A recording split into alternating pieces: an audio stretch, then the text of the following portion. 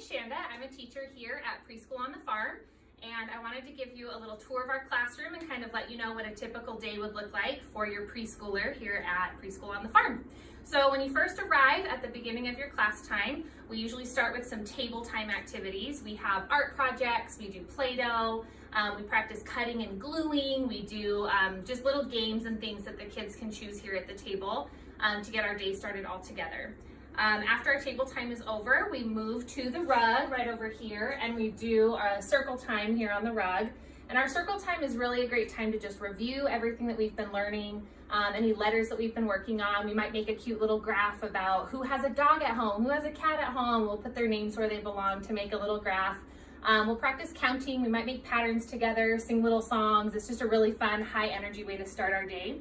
After that, we do move into our center time. All of our direct instruction here is done in small groups. And so some of the groups will start with free play in the classroom, and some of the groups will start at the tables with the teachers doing their direct instruction time. We don't do any sort of letter of the week. I think that it's a lot more beneficial for the kids to learn the letters in context with a theme that we're learning about. And so every 2 or 3 weeks, we change our themes. We start with farm animals that we learn about. We've got themes all about sweets. We've got community helpers. And today I pulled out some of our theme materials for our fairy tale theme, which is one of my favorites.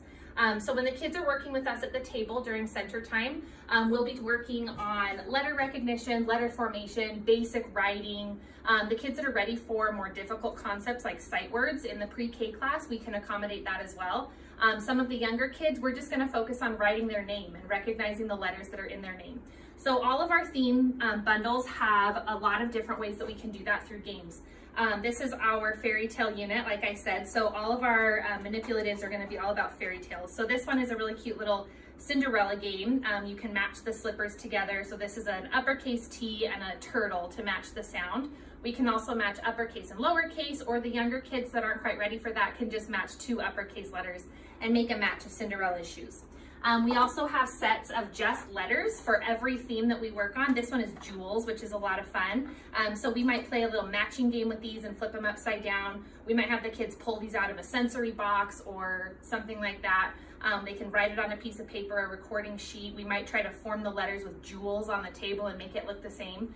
These are just a really great way to get some hands-on practice with something that's thematic for what we're learning. We also have some practice pages here. Your kids aren't going to be bringing home handwriting worksheets or anything like that, but we do like to practice the letter formation. So these are for dry erase markers. They go along with our story of the 3 little pigs.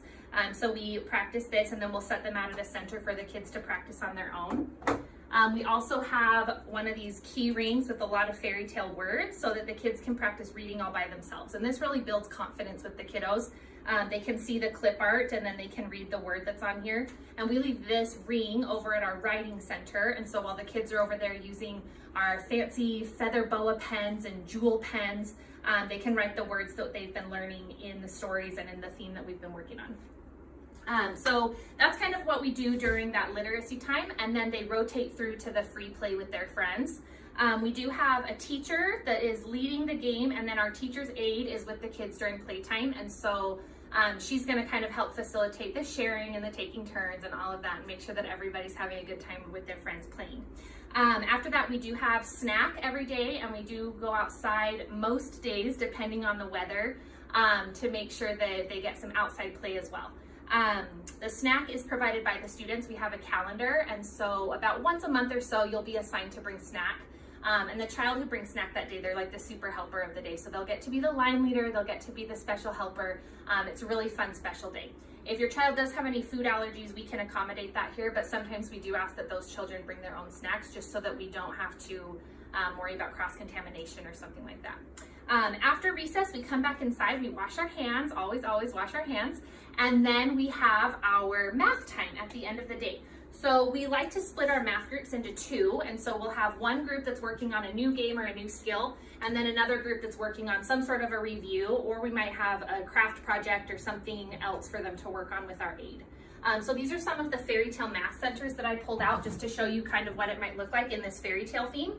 This is a little math game that goes along with Jack and the Beanstalk. So they'll see the letter on the beanstalk here, and then they have to find different ways to represent the number on the leaves. So they'll find a written number, they'll find it on fingers, they'll find it on the dots, and they'll find all of the leaves that will match the same number that's here on the beanstalk. We also have rolling a dice and counting out the blocks to make Rapunzel's tower. So this is a fun one, and then practicing writing the number that they rolled. The older kids might practice writing or rolling 2 of the dice. Younger kids might just practice 1. We even have some dice that only have the numbers 1 and 2 over and over again, just to practice the numbers that the kids really need more reinforcements with. And then this is one of my favorite games. This one goes along with Princess and the Pea. And so they have these little cards, and they have to look at the pattern of the mattresses on the pea. And then they can either copy the mattress with these little fuzzy sticks, or they can build and continue the pattern themselves. Some of our younger students just practice matching the colors, and that's a math skill too. And so we like to have all of our games available for a wide range of ability levels so that we can meet everybody's needs in these small groups. These games eventually get put over on our shelf. During free play, the kids can get them out and practice these skills as much as they want. So I'm going to kind of give you a tour so you can see what the kids might do during that free play time, and then we'll say goodbye. All right, so this is kind of our circle time area here, which you've been looking at. This is our math shelf, and so when the kids are confident with the math skills and the games that we've been learning, we put the games here on the shelf, and they can get them out during playtime with their friends and practice, and then we rotate them with every theme. So every 2 or 3 weeks, we're getting brand new games and brand new supplies out here. This shelf typically has a sensory box or some sort of themed activity on top of it so that they can get supplies here and just play with their friends, do something fun that goes along with our theme, and build that language with the words and the vocabulary that we've been learning during our theme. Over here we have our writing center. So we do have those writing cards for every theme, and we put those over here. We also have different vocabulary words or things that they might want to write down. We change up the supplies here, so we might have markers and crayons one week, we might have big fluffy pens another week.